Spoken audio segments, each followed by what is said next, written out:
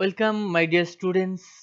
আজকে চলে এসেছি তোমাদের সামনে দিল্লির সুলতানাত দিল্লির সুলতানি যুগের থেকে বেছে বেছে নেওয়া বিগত বছরের 10টি প্রশ্ন। ওকে, তো ক্লাস করানো হয়, ব্যাচে ক্লাস করানো হয়। তাছাড়া তোমরা যদি অনলাইনে দেখতে চাও, এই ইউটিউব চ্যানেলটার মধ্যে তোমরা দেখতে পাবে যে ক্লাসগুলো। ওকে, অনলাইনে ক্লাস করানো হয়, সেখানে ক্লাস করানো হয়, তোমাদের চ্যাপ্টার ওয়াইজ অ্যানালাইজ করে দেওয়া হয়, সাথে পিইউআইকিউ আলোচনা করে দেওয়া হয়। লাইভ ক্লাসও হয়, রেকর্ডেড থাকে, রেকর্ডেডও দিয়ে দেওয়া হয়। আর তাছাড়া ইউটিউবে ক্লাস দিয়েই থাকি। ওকে, এটা সম্পূর্ণ থাকবে কি বেঙ্গলি মিডিয়ামে। ওকে, দেখো এখানে আমি লিখেই দিয়েছি বিগত বছরে কটা কোশ্চেন থাকবে, 10টা কোশ্চেন। চলো তাহলে শুরু করা যাক কোশ্চেনগুলো কি কি করা যায়। ওকে, তো তার সাথে বলছি আজকে তো হ্যাপি নিউ ইয়ার। তো সবাইকে জানাই শুভ নববর্ষের আন্তরিক প্রীতি ও শুভেচ্ছা ভালোবাসা।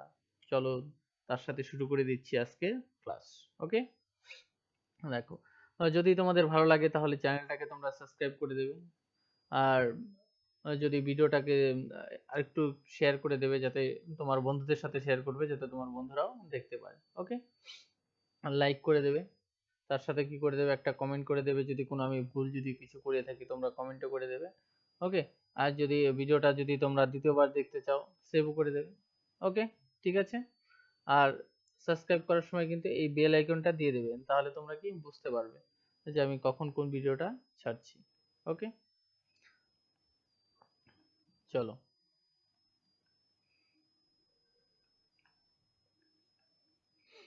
দেখো, চলে আসি তাহলে আমরা কোশ্চেন নাম্বার ওয়ানে। দেখি কোশ্চেন নাম্বার ওয়ানের মধ্যে কি দেওয়া আছে। ওকে, দেখো, দিল্লির সুলতানি যুগের প্রথম সুলতান কে ছিলেন? এখানে বলেছে যে দিল্লির যে সুলতানি যুগটা রয়েছে এখানে সবার প্রথমে কোন সুলতান ছিল। ওকে, দেখো প্রথমে যখন আমরা সুলতানি যুগটা দেখি সেই সময় কিন্তু আমরা দেখতে পাবো যে প্রথমে যে রাজা হিসেবে আসবে সেই কিন্তু থাকবে প্রথম সুলতান।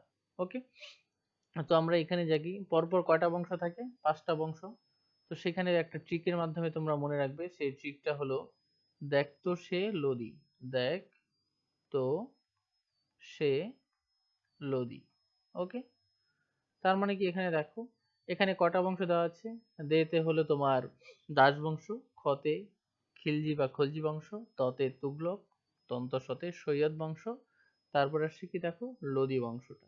তাহলে এখানে কয়টা বংশ আছে মোট? মোট আছে কিন্তু কয়টা বংশ? 5টা বংশ।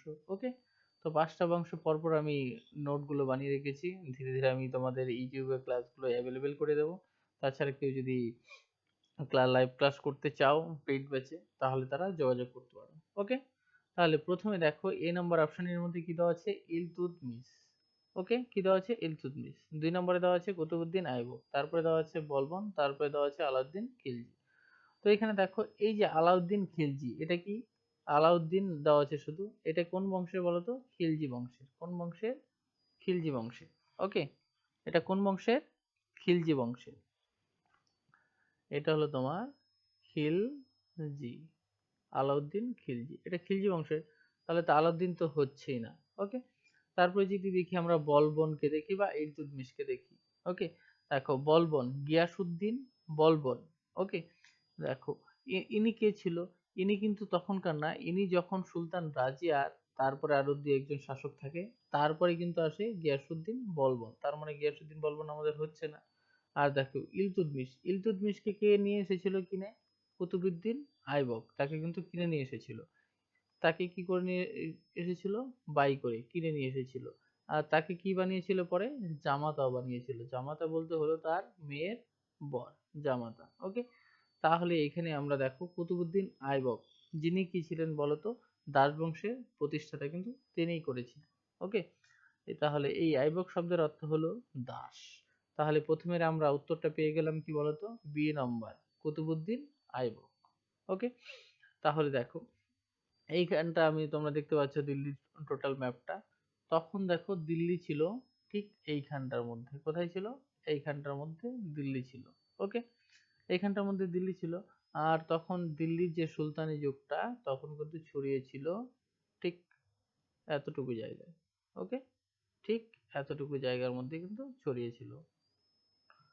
পরবর্তীতে দক্ষিণাত্যের মধ্যে এসেছিল খিলজি বংশের আলাউদ্দিন খিলজি, কিন্তু প্রথমত কিন্তু দিল্লির যে শাসনটা এতটুকুর মধ্যে চলছিল।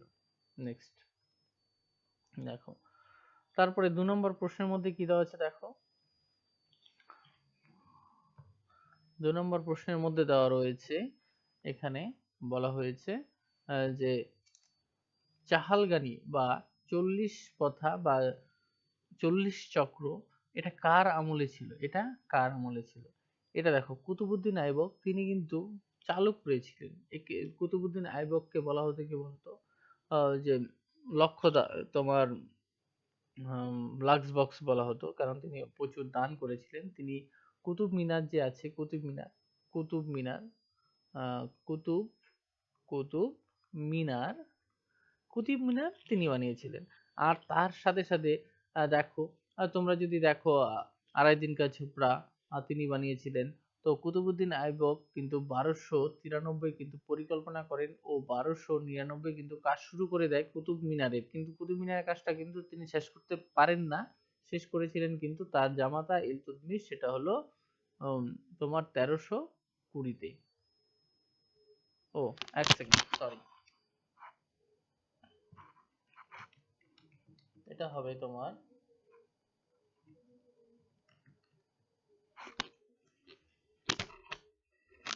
এটা হবে তোমার 1193। এটা হবে তোমাদের কত? 1193 ও 1199।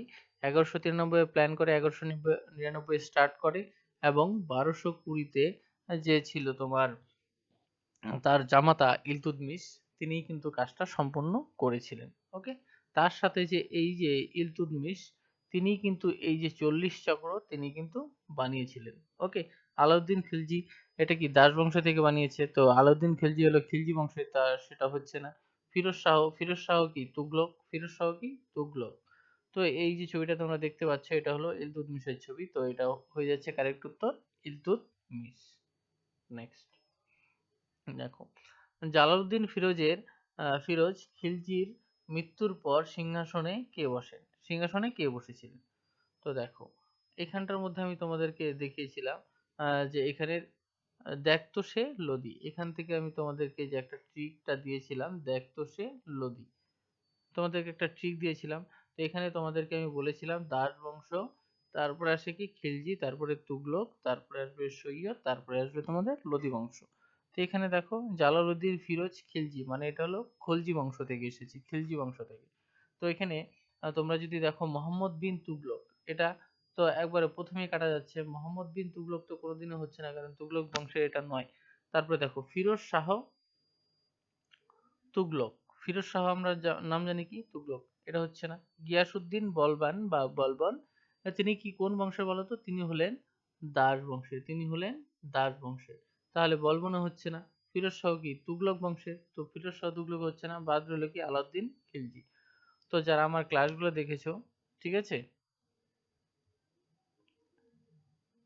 তারা কিন্তু তোমরা পেয়ে যাবে এখানে যে জালাউদ্দিন খিলজির পরে কে সিংহাসনে বসেছিলেন, সে হলো আলাউদ্দিন খিলজি। ওকে, নেক্সট দেখো, দিল্লি সুলতানি যুগের সর্বাধিক রাজস্ব সংস্কার কার শাসনামলে হয়েছিল? তো দেখো, এখানটার মধ্যে আমরা একটা জিনিস দেখে নেব, যে এখানে দেখো সর্বাধিক রাজস্ব সংস্কার, দেখো কুতুবুদ্দিন আইবক তিনি কিন্তু প্রতিষ্ঠাতা করেছিলেন, তার সময় কিন্তু হয়নি। তারপরে দেখো আলাউদ্দিন খলজি, তো আলাউদ্দিন খলজির সময় কিন্তু আমরা দেখি বহু রাজস্ব কর ট্যাক্স কে তিনি কিন্তু অ্যাড করেছিলেন। তার সময় মোটামুটি 25+ কিন্তু কর ছিল, বা তিনি রাজস্ব সংস্কার করেছিলেন। ফিরোজ শাহ তুগলক এই তখন ছিল, ফিরোজ শাহ তুগলকের সময়ে 25 কর ছিল, সেটাকে তিনি তার মধ্যে থেকে 21টাকে তিনি বাদ দিয়েছিলেন, আর শুধুমাত্র তিনি 4টাকে রেখেছিলেন। তার ফিরোজ শাহ তুগলকের সময় কিন্তু ট্যাক্স কমে গেছে। আর সিকান্দার লোদি তিনি, তার সময় কিন্তু আমরা তেমন কোনো ট্যাক্সের কোনো ব্যাপার কিন্তু আমরা খুঁজে পাই না, কিন্তু ট্যাক্স ছিল। ওকে, তাহলে সিকান্দার লোদিও হচ্ছে না। তাহলে আমাদের কি দেখতে পেলাম আমরা? আলাউদ্দিন খিলজি, একদম রাইট অ্যান্সার। ওকে, নেক্সট তাহলে আমরা চলে যাচ্ছি পরবর্তী প্রশ্নে। দেখো, তুগলক বংশের প্রতিষ্ঠাতা কে? তুগলক বংশের প্রতিষ্ঠাতা, দেখো এখানে সুন্দর করে তোমরা ছবিটা, ডান পাশে ছবিটা আছে দেখে নাও। তুগলক বংশের প্রতিষ্ঠাতা, তো যারা ক্লাসগুলো করেছো, যারা পড়ে রেখেছো, তারা তো একবারে বলে দিতে পারবে যে তুগলক বংশের প্রতিষ্ঠাতা হলো গিয়াসউদ্দিন তুগলক। ওকে, একবারে শেষ। ফিরোজ শাহ তুগলক, মোহাম্মদ বিন তুগলক, ফিরোজ শাহ তুগলক, নাসিরুদ্দিন। নাসিরুদ্দিন ছিল কি একদম এন্ড, সবার শেষের, তাই তো। মোহাম্মদ বিন তুগলক তোমরা জানো, এটা তোমার 1325-এ সিংহাসনে বসে, 1351 পর্যন্ত তিনি কিন্তু সিংহাসনে থাকে। ফিরোজ শাহ তুগলক তোমরা সবাই জানো যে মোহাম্মদ বিন তুগলকের পরে কিন্তু সিংহাসনে বসে। ওকে, আর সবার প্রথমে যিনি ছিলেন, ইনি ছিলেন কি ফার্স্ট। ওকে, নেক্সট দেখো, রাজধানী দিল্লি থেকে দৌলতাবাদে স্থানান্তর করেন কি করেছিলেন? সেটা একটা প্রশ্ন। সবাই যেন একটা পাগলের মতো কাজ, যে দিল্লি থেকে যে দৌলতাবাদে যে রাজধানী স্থানান্তর করবে, এটা কি একটা পাগলের মতো কাজ? তো এই কাজটা কে করতে পারে? তো দেখো এখানে আমি তোমাদেরকে একটা কথা বলে দিলাম যে পাগলের মতো কাজ, পাগলের মতো কাজ একমাত্র আমাদের এই যে মোহাম্মদ বিন তুগলক, যাকে কি বলা হয়, পাগলা রাজা। যাকে কি বলা হয়, পাগলা রাজা বলা হয় তাকে, কিন্তু কি বলা হয়, পাগলা রাজা বলা হয়। কারণ কি দেখো তো, তিনি 1327 সালে কি করেন বলতো, রাজধানী স্থানান্তর করে দেয়। 1329-এ তিনি কি করেন, কয়েন চালু করেন, মুদ্রা চালু করে, রূপ মুদ্রার পরিবর্তে তিনি তাম্র মুদ্রা চালু করে, বা প্রতীকী মুদ্রা কিন্তু তিনি ব্যবহার শুরু করে দিয়েছেন। তিনি আবার 1332-33 নাগাদে তিনি কি করেন, এই কয়েনগুলোকে কিন্তু হাটিয়ে দেয়। হাটিয়ে দিয়ে কি করে বলতো, হাটিয়ে দিয়ে সেখান থেকে যতগুলো তোমার তামার কয়েন ছিল, কিসের কয়েন ছিল, তামার যে কয়েনগুলো ছিল, সেগুলো সবগুলোকে হাটিয়ে দিয়ে সেগুলোকে আবার স্টোর করে নিয়ে তিনি সবগুলোতে রূপোর মুদ্রা, মানে রূপোর মুদ্র, রূপোর রূপোর মুদ্রা মুদ্রা দিয়ে এক্সচেঞ্জ করে দেয়। এর জন্য কি তার যে কোষাগার ছিল সম্পূর্ণ কি হয়েছিল, তামা তামা তামা তামা তামা হয়ে গেছিল, মানে তার কোষাগার একদমই শূন্য হয়ে যায়। ওকে, তারপরে এখানে দেখো, আলাউদ্দিন খিলজির সময় আমরা কিন্তু পাই না, সিকান্দার লোদির সময় আমরা পাই না। লোদি একদম লোদি বংশের শ্রেষ্ঠ রাজা ছিল সিকান্দার লোদি, আমরা সবাই জানি। আর এখানে দেখতে পাবো যে আমরা ইলতুৎমিশ, সেটা ছিল কি দাস বংশের। ওকে, আর তাহলে রাজধানীর স্থানান্তর কোনো সময় হয়নি, শুধুমাত্র মোহাম্মদ বিন তুগলকের সময় হয়েছিল, দিল্লি থেকে দৌলতাবাদ স্থানান্তর করেছিল, তাই তো। তাহলে এর নাম, এই দৌলতাবাদের আরেকটা নাম হলো তোমার দেবগিরি, আরেকটা নাম হলো দেবগিরি, এটাও তোমরা একটু মনে রেখে দেবে। ওকে, তাহলে আমরা এখানে আমরা বলে দিতে পারবো কি, মোহাম্মদ বিন তুগলক। ওকে, তাহলে চলো নেক্সট কোশ্চেনে। নেক্সট কোশ্চেনের মধ্যে তোমাদের সামনে আমি নিয়ে আসছি, তোমরা এটাতে দেখতে পাবে। দেখো এখানে কি রয়েছে, কে জিজিয়া কর পুনরায় আরোপ করেছিলেন? জিজিয়া কর, ওকে, জিজিয়া করটা পুনরায় কে আরোপ করেছিলেন? ওকে, দেখো আলাউদ্দিন খলজি তিনি কিন্তু জিজিয়া করটা তার সময় থেকে কিন্তু চালু হয় আর কি, এই সুলতানি যুগে। কিন্তু তাছাড়াও দেখতে পাবে তোমরা, তারপরে তোমরা এই যে এখানে যে দেখতে পাচ্ছ তোমরা, এটাকে বলা হয় তোমার ফিরোজ শাহ তুগলকের এই ছবিটা, এটা গুগল থেকে নেওয়া হয়েছে। কোশ্চেনটা কি WBCS 2023 এসেছে।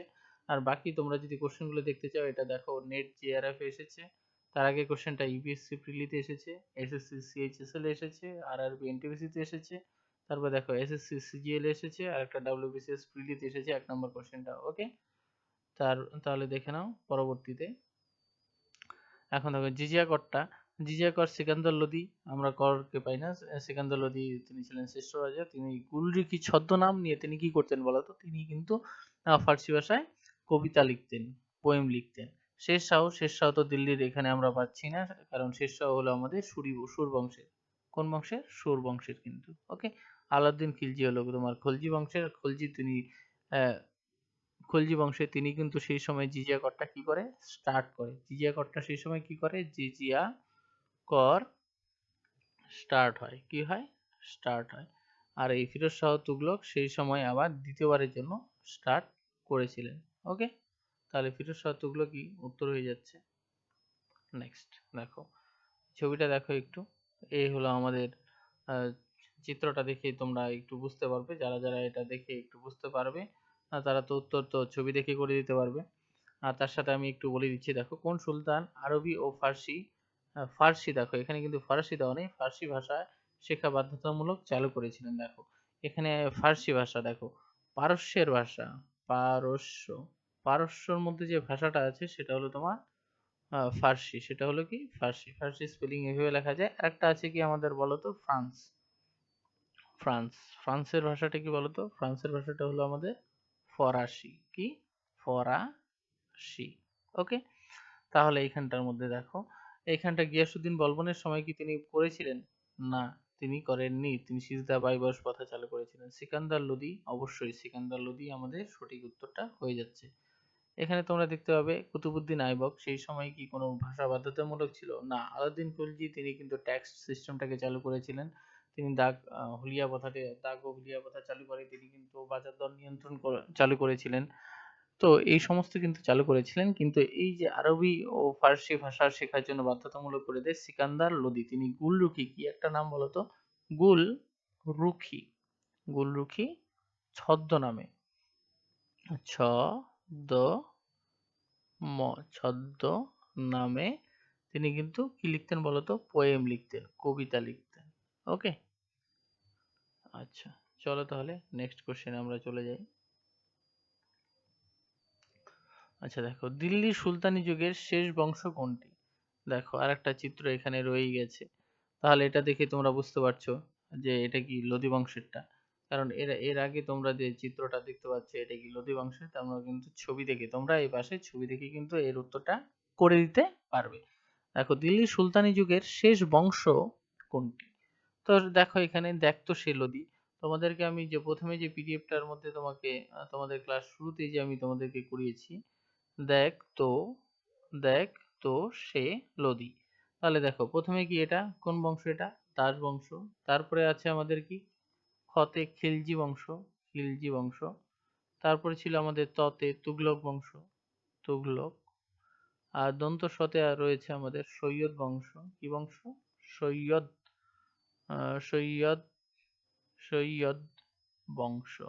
আর শেষে কি রয়েছে দেখো? লোদী বংশ। শেষের এখানে লোদী লিখে দিয়েছি, দেখ তো সে লোদীর লোদী।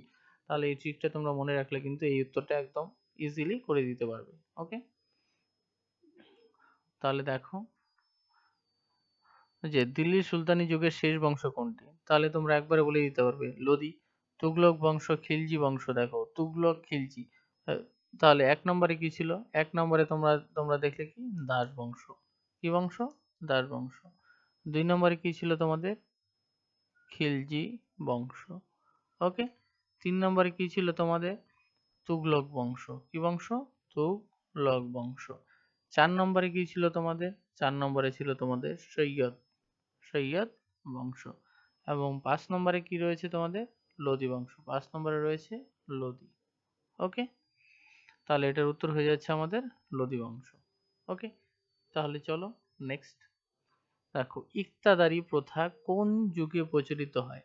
দেখো, ইকতাদারি প্রথা কোন যুগে প্রচলিত হয়? এটা কিন্তু একটা ভেরি ইম্পর্টেন্ট একটা কোশ্চেন। ওকে? দেখো এখানে কিন্তু এই সুলতানি যুগের বিভিন্ন সুলতান রাজিয়া, এটা তোমার এই চিত্রটা হলো দাসবংশের প্রতিষ্ঠাতা কুতুবউদ্দিন আইবক। তারপরে সুলতান রাজিয়া দেখতে পাচ্ছ এখানে। তারপরে তোমার সুলতান সুলতান রাজিয়া, সুলতান রাজিয়ার পরে এখানে তোমরা দেখতে পাচ্ছ ইলতুৎমিশের ছবি, আরো পরপর বিভিন্ন সুলতানি সাম্রাজ্যের। এইটা কি সুলতানি, সুলতানিদেরই ছবি। ওকে? সুলতান, সুলতানদের ছবি। ওকে? তারপরে এখানে দেখো, তাহলে ইত্যাদির প্রথা কোন সময় চালু হয়েছে? দেখো দিল্লি সুলতানি যুগের থেকে তোমাদের কোশ্চেন করাচ্ছি, তোমরা ইজিলি বলে দিতে পারবে কি দিল্লি সুলতানি যুগ। এটা একদম কারেক্ট, তোমরা বলে দিতে পারো, কারণ মঙ্গল যুগ করাচ্ছি না, গুপ্ত যুগও না, মৌর্য যুগও না। দেখো এগুলো কি এনসিয়েন্ট, এটা কি এনসিয়েন্ট। আর মুঘল যুগ কি আসবে? দিল্লি সুলতানি যুগের পরে শুরু হবে। মানে 1526-এ, এক সেকেন্ড, 1526-এ যখন কিসের যুদ্ধ হবে? পানিপথের যুদ্ধ হবে। যখন পানিপথের যুদ্ধ হবে তখন কি বাবর বা বড় বাবর কি লোদীকে, লোদী বংশের শেষ রাজা যে ইব্রাহিম লোদী, সেই ইব্রাহিম লোদীকে কি করবে বলতো? অ্যাটাক করবে। অ্যাটাক করে হত্যা করে বাবর কি সিংহাসনে বসে যাবে। সিংহাসনে বসেই কি তখন মুঘল সাম্রাজ্য শুরু হয়ে যাবে। ওকে? দেখো এই ইকতাদারি প্রথাটা এটা কে চালু করেছিল? এই ইকতাদারি প্রথাটা যে চালু করেছিল সেটা হলো তোমার দাস বংশের 3 নম্বর, সরি 2 নম্বর রাজা। তার নাম কি ছিল বলতো? ইলতুৎমিশ। ইলতুৎমিশ। নাম কি? ইলতুৎমিশ। ওকে? আর একে কিনে নিয়ে এসেছিল কে? আইবক, কুতুবুদ্দিন আইবক। আইবক, কুতুবুদ্দিন আইবক কি করেছিলেন বলতো? এই ইলতুৎমিশকে কিনে নিয়ে এসেছিলেন। কিনে নিয়ে এসে তার যে কন্যা ছিল, তার যে কি ছিল বলতো? মেয়ে ছিল, কন্যা। তার সাথে কিন্তু তিনি বিবাহ দিয়েছিলেন। ওকে, তো একমাত্র এই যে দেখতে পাচ্ছ তোমরা দিল্লির সুলতানি যুগ, ইকতাদারি প্রথা বা ইকতা প্রথা আহ, চালু করেছিলেন কি? ইলতুৎমিশ। ওকে, তো ইকতার ব্যাপারটা কি বলতো? মনে করো যে টোটাল একটা, এখানে ম্যাপটার মধ্যে আমি দেখিয়ে দিচ্ছি তোমাদের, ম্যাপটার মধ্যে দেখিয়ে দিচ্ছি। মনে করো এটা কি টোটাল একটা ভারতবর্ষের ছবি দেখতে পাচ্ছ। তো এখানে শেষের দিকে দেখো, এখানে কেরালা রয়েছে, এখান দিয়ে রয়েছে তামিলনাড়ু, এখান দিয়ে অন্ধ্রপ্রদেশ আছে, এখানে রয়েছে তোমার গোয়া রয়েছে, কর্ণাটক রয়েছে, মধ্যপ্রদেশ, এখান দিয়ে রয়েছে অন্ধ্রপ্রদেশ রয়েছে, এখানে এখানে রয়েছে তোমার উড়িষ্যা রয়েছে, এই যে পশ্চিমবঙ্গে এদিকে রয়েছে কি পশ্চিমবঙ্গ রয়েছে এদিক দিয়ে, এখানে পাশে বিহার রয়েছে, ইউপি রয়েছে। তো এখানে দেখো দিল্লিতে শাসন মানে কি বলতো? টোটালটা ভারতবর্ষের শাসন করবে। তো ইকতা প্রথা হলো, মনে করো যে রাজারা, কিং, যে রাজা থাকবে তখন, যে কিং থাকবে সে কি করবে বলতো? টাকা দেবে না, বেতন দেবে না। কি দেবে না? টাকা, মানে কি বলতো? বেতন। বেতন, বেতনে টাকা দেবে না, টাকা দেবে না। তার বদলে কি করবে বলতো? এখানে এরিয়াটা, মনে করো এখানে মহারাষ্ট্রটা দিয়ে দিল। দিয়ে বলবে কি? যে তোমরা এখান থেকে কি তুলবে বলতো? ট্যাক্স তুলবে। কি তুলবে? ট্যাক্স। ট্যাক্স তুলে নিয়ে কিছুটা আমাদের দেবে, কিছুটা তোমরা রেখে দেবে। ওকে, তো এইখানে দেখো, এইটাই ছিল তখনের ইকতা প্রথা। মানে তখন যে টাকা, সেই টাকাটা দেবে না, টাকার পরিবর্তে তারা জমিতে দেবে, যেখান সেই জমি থেকে কি নিতে হবে? সেই এরিয়া থেকে তাদেরকে নিতে হবে ট্যাক্স। ওকে, ঠিক আছে তাহলে। Thanks for watching. অনেকক্ষণ ধরে ধৈর্য সহকারে ভিডিওটা দেখার জন্য সবাইকে অসংখ্য অসংখ্য ধন্যবাদ। যদি তোমাদেরকে, যদি ভিডিওটা যদি ভালো লাগে, তাহলে তোমরা অবশ্যই আহ, সবার প্রথমেই তোমাদেরকে দেখিয়ে দিয়েছি যে যদি ভালো লাগে তোমরা লাইক করবে, কমেন্ট করবে, সাথে কি সাবস্ক্রাইবও করে দেবে। ওকে, আর বন্ধুদের সাথে অবশ্যই শেয়ার করে দেবে। আর পরবর্তী ভিডিও পাওয়ার জন্য তোমাদের কি করতে হবে? তোমাদের পরবর্তী ভিডিও পাওয়ার জন্য কিন্তু তোমাদের এই যে সাবস্ক্রাইব করতে হবে, আর এই যে বেল আইকনটা তোমরা দেখতে পাচ্ছ, এই বেল আইকনটাকে কিন্তু প্রেস করতে হবে। ওকে, ঠিক আছে তাহলে, টাটা, বাই বাই, ভালো থাকবে সবাই। দেখা হচ্ছে পরবর্তী ভিডিওতে।